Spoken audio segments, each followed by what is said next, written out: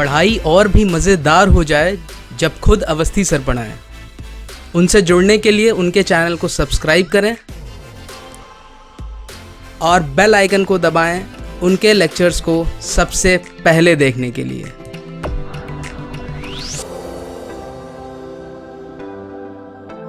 Hello students, welcome back to the next function जो हमें आज डिस्कस करना है।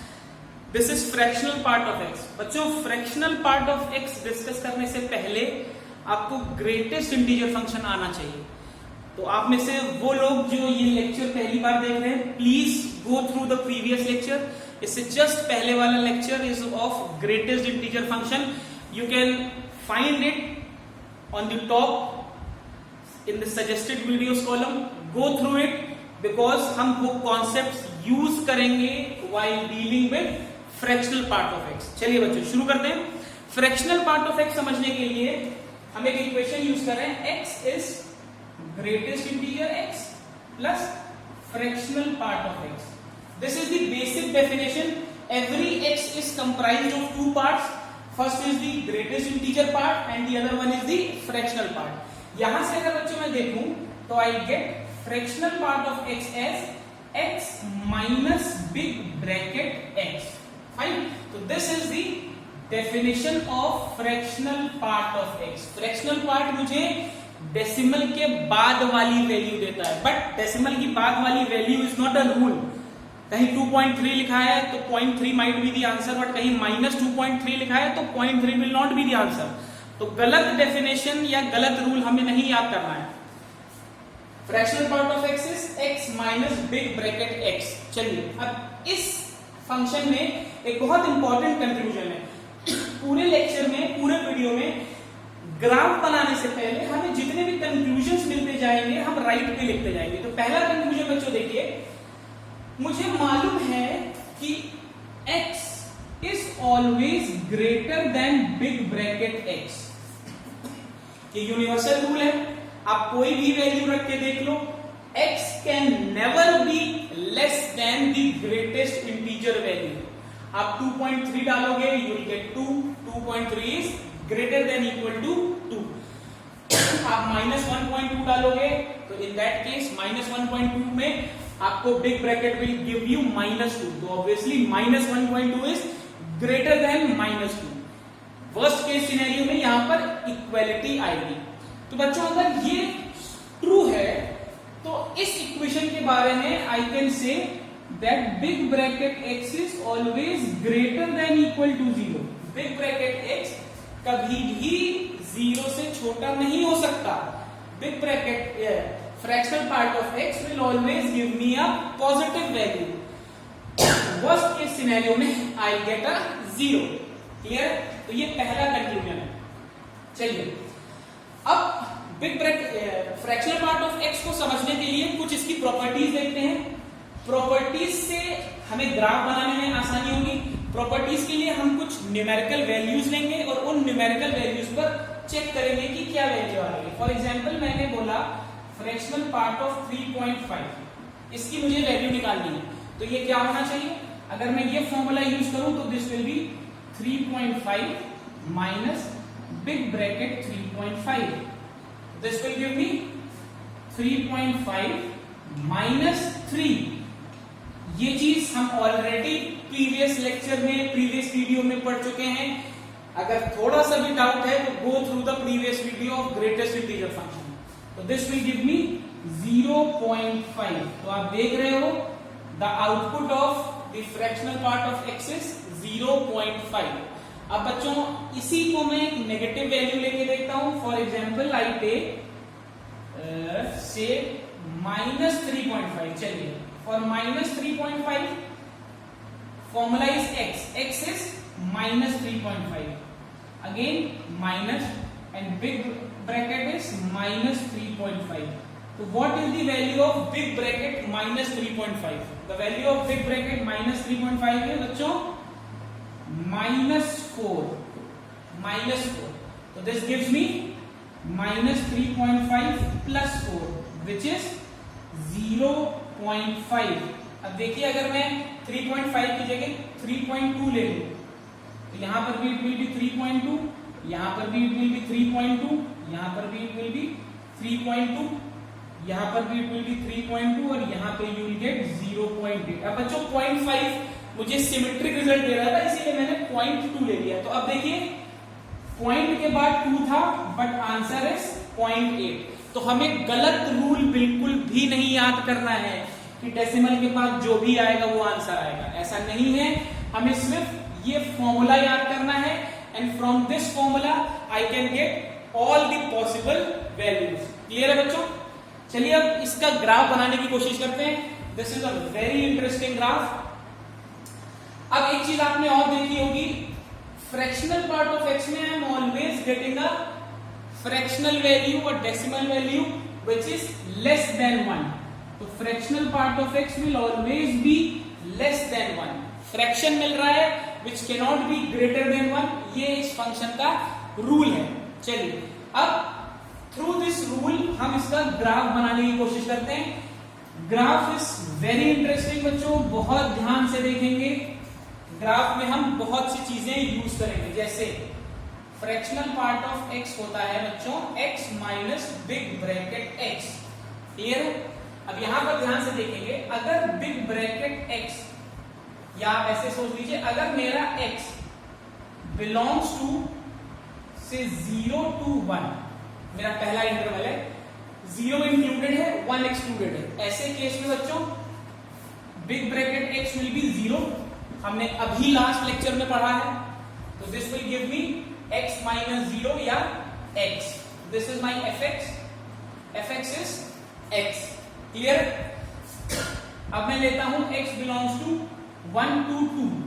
इस केस में माई big bracket x will give me 1। तो मेरा एक्सप्रेशन क्या हो जाएगा, x की जगह मैं x ही रख दूंगा, बिग ब्रैकेट की जगह मेरे पास 1 आ जाएगा। क्लियर है? Next is x belongs to 2,3। तो big bracket x will be 2, यहां पर I get x minus 2। Clear है?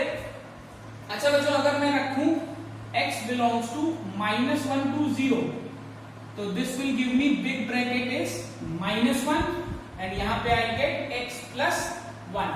क्लियर है? अब ये जो डेटा, ये जो इक्वेशंस मैंने एक्यूमुलेट की हैं, यही से मैं big bracket fractional part of x का ग्राफ बनाने की कोशिश करूंगा। चलिए ध्यान से देखेंगे बच्चों, this is a very interesting graph. सबसे पहले मैं पॉइंट्स प्लॉट कर दूं, 0 1 2 3 4 -1 -2 -3 -4। अब बच्चों ध्यान दें, हमने अभी दो प्रॉपर्टीज पढ़ी है। पहली, fractional part of x is greater than equal to 0 and fractional part of x is always less than 1। 1 के बराबर या 1 से बड़ा ये वैल्यू नहीं ले सकता। इससे मुझे क्या कंक्लूजन मिलता है कि फ्रैक्शनल पार्ट ऑफ x का ग्राफ कभी भी नीचे नहीं जाएगा, ये हमेशा ऊपर रहेगा। दूसरी चीज, ये हमेशा 1 से छोटा रहेगा। तो y इज इक्वल टू 1 वाली मैं लाइन बना लेता हूं। This is the y is equal to 1 line. मेरे ग्राफ को इस लाइन के नीचे ही रहना है। ध्यान से समझेंगे, मेरा ग्राफ ना तो इस लाइन को टच कर सकता है, ना इसके ऊपर जा सकता है। दूसरी चीज, मेरा ग्राफ x एक्सिस के नीचे भी नहीं जा सकता, क्योंकि फ्रैक्शनल पार्ट ऑफ x हमेशा 0 से 1 के बीच में ही वैल्यू लेता है। 0 is included, 1 is not included. Clear है? चलिए अब सबसे पहले मैं 0 से 1 देखता हूं। जब मेरा x 0 है और 1 तक जा रहा है, 0 से 1 इज नॉट इंक्लूडेड, तो my mod x is my big bracket x is 0 और मेरा फंक्शन क्या है, x। This is what I have to plot. तो y is equal to x वाली लाइन बच्चों ऐसे ही आती है। This is the y is equal to x line. खास बात क्या है, 0 is included but 1 is not included. Clear है बच्चों? अब इसके बाद मैं देखता हूं 1 से 2। जब मैं 1 से 2 देखता हूं तो big bracket is 1 and my function is x minus 1। अब बच्चों यहां पर एक चीज और समझ लीजिए, fx का ग्राफ मुझे मालूम है और x माइनस 1 का ग्राफ मुझे बनाना है। जब जब यहां नेगेटिव साइन आएगा, मेरा ग्राफ राइट शिफ्ट होता है। ये ट्रांसफॉर्मेशन रूल्स है ग्राफ के। तो मेरा same graph 1 unit right shift हो जाएगा, क्योंकि यहां पे माइनस है। तो मैं सेम ग्राफ को 1 यूनिट राइट शिफ्ट कर दूं लेकिन रूल अभी भी वही है, मुझे 1 इंक्लूड नहीं करना है। सिमिलरली यहाँ पर x-2, तो मैंने इस ग्राफ को यहाँ ध्यान दीजिएगा बच्चों, x-2 ऑपरेशन इस ग्राफ पे चल रहा है। कभी कभी बच्चे कंफ्यूजन में इस ग्राफ को 2 यूनिट शिफ्ट कर देते हैं, नहीं, मेरा बेसिक ग्राफ यही है, तो ये -2 का चेंज इस ग्राफ पे आएगा, तो this graph will be shifted by 2 units towards right, this will be towards 3, ऐसे मैं पीछे ट्रेस कर सकता हूं। तो this is my graph for fractional part of x। Clear है बच्चों? बहुत इंटरेस्टिंग ग्राफ था। अगर मैं डोमेन की बात करूं तो domain is all real numbers. अगर मैं रेंज की बात करूं तो range has already been discussed. 0 से बड़ा होगा लेकिन 1 से छोटा होगा। 0 is included but 1 is not included. Clear है बच्चों? चलिए, अगर इसकी प्रॉपर्टीज की बात करूं, एक बहुत इंपॉर्टेंट प्रॉपर्टी है, इसका वैल्यू बच्चों क्या आएगा? देखिए, ग्रेटेस्ट इंटीजर फंक्शन का मैंने फ्रैक्शनल पार्ट लिया, ध्यान से देखेंगे अगर, तो ग्रेटेस्ट इंटीजर फंक्शन मुझे हमेशा इंटीग्रल वैल्यू देगा। अंदर x कुछ भी हो, अगर ये ग्रेटेस्ट इंटीजर फंक्शन है तो इसका सॉल्यूशन हमेशा एक इंटीजर ही आएगा। और बच्चों, किसी भी इंटीजर का फ्रैक्शनल पार्ट हमेशा 0 आएगा। फ्रैक्शनल पार्ट तो तब आएगा जब हमें डेसिमल के आगे कोई वैल्यू मिल रही है, बट अगर मुझे प्योर इंटीजर मिल रहा है तो डेसिमल के आगे कोई वैल्यू नहीं है, 0 वैल्यू है, तो this will always give me 0। I hope ये क्लियर है। एक एग्जांपल और या एक और प्रॉपर्टी देखते हैं, ये भी हमने लास्ट लेक्चर में देखी थी फॉर ग्रेटेस्ट इंटीजर फंक्शन। यहां पर देखते हैं क्या होता है, fractional part of x plus fractional part of -x। Again 2 cases बनेंगे, x does not belong to integer and x belongs to integer। बच्चों क्या वैल्यू आनी चाहिए, आप सोच के बताइए। अगर x इंटीजर नहीं है तो मैं कोई भी वैल्यू ले लूं, वही 2.3 लेता हूं, तो fractional part of 2.3 will be, this will give me 0.3। यहां से fractional part of -2.3 will give me 0.7। This will always be true. This will always give me 0.7. कैसे 0.7 देगा? X is this and greatest integer function is this. इसको मैं solve करूंगा तो -2.3 plus 3. This will give me 0.7. Clear? तो यहां से मुझे ऐड करने पर I will always get 1. तो if